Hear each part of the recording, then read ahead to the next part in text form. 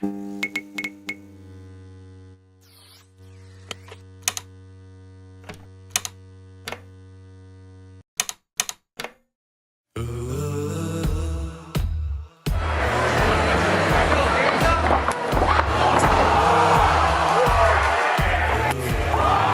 the better part of the last 11 years, Mansfield-based Revelation Fight Organization has put on some big-time fights for a small-town crowd.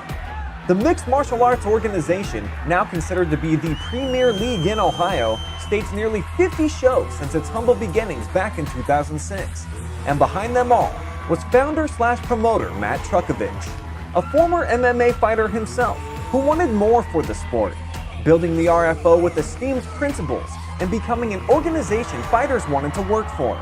But on the eve before what was expected to be the most prominent year in RFO history, Trukovich dropped this bomb via social media. I think the RFO has run its course, and I think the days of Matt Trukovich being a fight promoter are behind me. To understand what played into Matt's decision, I caught up with the now former RFO promoter for this exclusive interview. So I took a couple nights, one night in particular, I went into my basement and just thought about that. Just thought about the decision of not doing it any longer. And the pros of me not doing it any longer outweighed the cons by a lot. The output hasn't matched our input for quite some time. We went out the best organization in the state, and that's a good place to be. Part of me wanted to growing RFO for sure, but it's been tiring for the last 3 or 4 years. 2 weeks before the event, everything looks perfect. Everything looks shiny, ticket sales are up. Someone throws it on the ground, stomps on it. Be it medicals aren't in or a fighter gets injured. You know, like Cody Stevens is our big draw. If he gets injured or his opponent gets injured, everything goes out the window and it's scrammed to put it back together. And that happened, probably 80% of our shows were thrown back together 2 weeks out. I mean, when you come to the show the night of, no, you would never know that.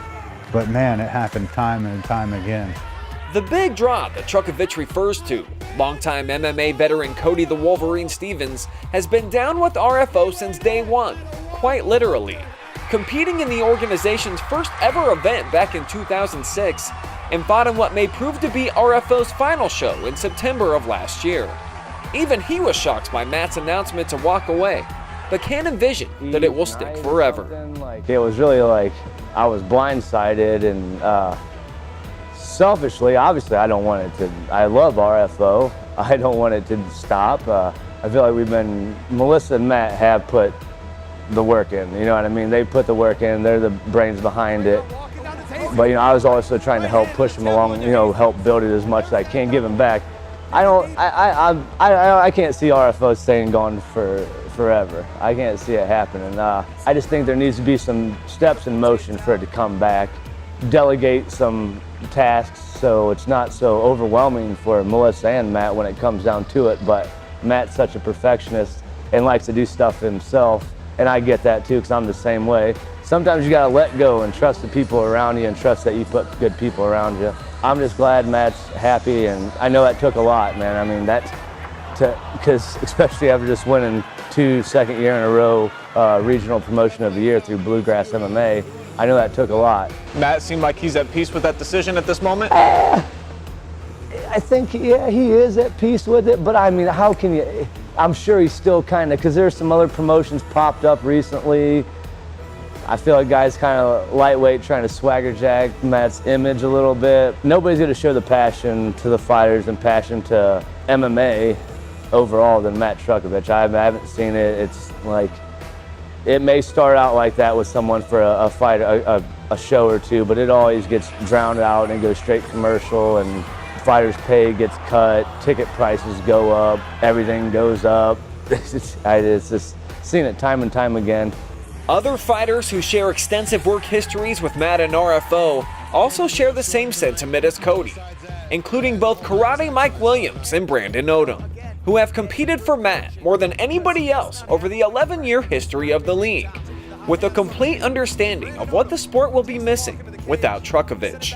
I've obviously fought over 30 times and been to a lot of other promotions in different states and cities, you know, all over the East Coast, but nothing like the RFO, man. It's just it was always the best, top notch, and Matt actually cared about each and every one of the people on his card, and treated them as if he would treat his own brother or sister, family member.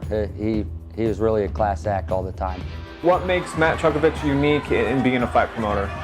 One, he pays better. Everywhere I've went, he pays better than any other organization I've ever fought for.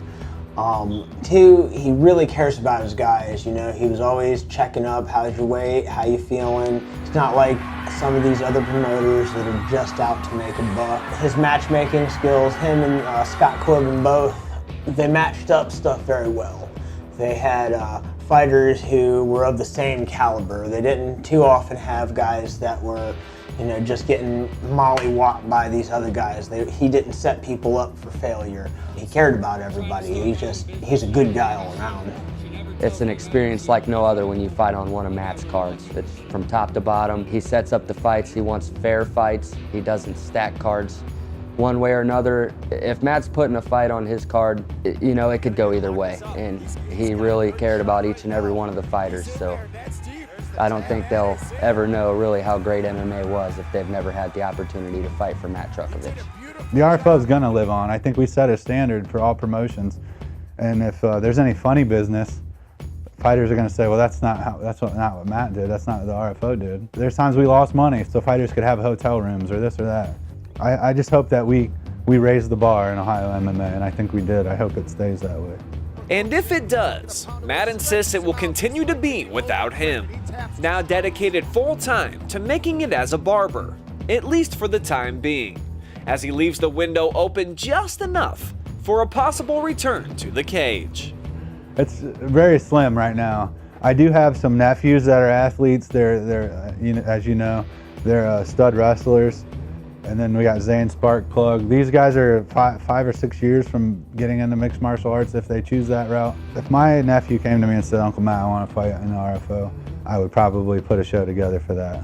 He might decide to do it again. And if he does, more power to him if that's what he wants to do. If he comes out of retirement later on, maybe I will too. We just have to see how that plays out though. In your personal heart of hearts, do you believe that Matt will have a change of heart, if you will, from the way that he's feeling right now and probably get back into promoting? I hope so. It would be awesome to attend another RFO event, that's for sure.